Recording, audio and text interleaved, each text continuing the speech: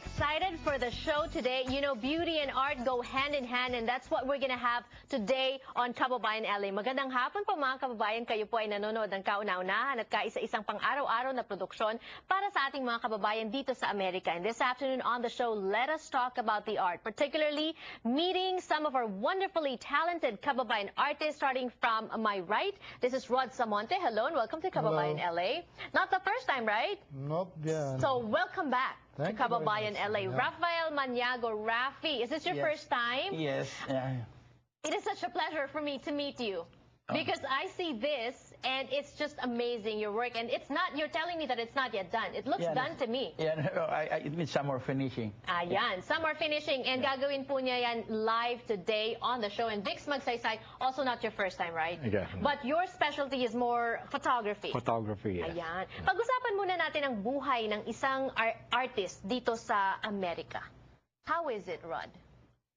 Well, it's not easy because most of us have to do 9-to-5 jobs, things like that, and we're not full-time like me. You know, I have to do other things to survive, to make money. And art becomes just a hobby. On your case, Rafi, it's different. Yeah. Ako full-time ako sa art dito. Nagde-demo ako sa mga art association dito sa LA. At I have regular classes in my studio at Bellflower. And I conduct workshops from different states, like in Palm Springs, Palm Deserts, was all over. And I like to share, you know, my art, Filipino art. Wonderful. Pag sinabi mong classes, workshops, is this all for Filipino Americans or mixed na? Mix na. How did you break into that? Well, when I conduct workshops, when I do demonstration for art associations, then they ask me if I teach because they like my painting, or you know, some portraits, landscapes, still lifes, whatever, and different mediums too. So if they are interested, and then I have a studio to teach them, and then I can form their groups, and then I come and then I teach them whatever they like, different mediums, different subjects.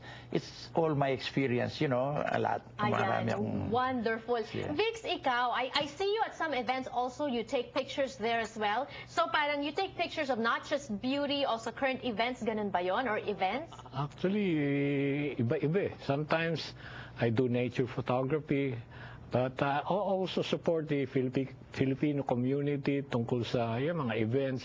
Like you were there also last night sa Gawad Kalinga. It's nice to support our Filipinos back home. Right. Kaya I do photography for all these kind of events. And now you mentioned yung back home, no? Kamusta naman ang mga artists natin sa Philippines? I'm thinking, Rod, that you started in the Philippines. Yes. How is life as an artist in the Philippines compared to life as an artist here in the U.S.? Well, I think most Filipinos, they're more successful at home than over here. Doon, everybody's, you know, the paintings are all very expensive. Like the more well-known artists, pareho nila Bangkok, and they're all showing in Singapore too. It looks like Philippine art is moving outside of the Philippines, but more to around Asia, Hong Kong, Singapore especially. And there's a lot of galleries, Filipino galleries, that open there now. Wow. And aside from selling mga portraits, how much do they fetch? Would you know? How much kaya ang... I know, because works of art are really... Yeah, depende rin sa pangalan ng artist. Pag medyo sikat, mas mataas ang presyo. Yung hindi masyadong sikat, medyo mas mababa ang presyo. Depende din yan. Paano kasi sikat dito sa sining, Vix? Is it connections? Is it a lot of exhibits? Is it, you know, kasi I would think na as an artist, iba-ibang levels, yung iba kayo, minsan nagkakapareho kayo ng level of, you know, yung galing, kumbaga. Is it just talent? That's what I'm saying. Well, it's mainly talent, I think. Mainly talent. Yun ang unang-una, talent. And then also you need to have public relations, all that kind marketing. of publicity, exposure, all that. Marketing. Does experience count? Let's say ikaw, Rafi, how long have you been painting? Sabi ng nanay ko, nung isilang ako, drawing.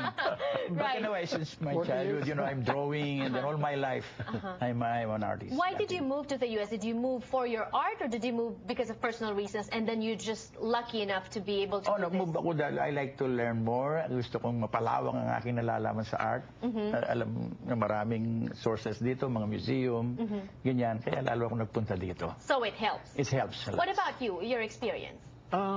Pumunta ako dito, no? Because marami pa rin, katulad ni Rafi, marami kang makikita magagandang view dito, like the one in Utah, Zion National Park, where we just have been last week, no? Right. Beautiful. So beauty is really inspiration for the art. Now, what happens if you're using art to fight social injustice? And we know the evils of our society, as the name implies, it's not beautiful. We're going to be talking about that when we return on the show, and Rafi will finish. Akala ko nga, tapos na yan eh. Hindi pa. What are you going to add? Yung damit, some detail of maybe some jewelry or something. Ayan. Yeah. All right. We'll see the finished product when we return on the show. Don't go away.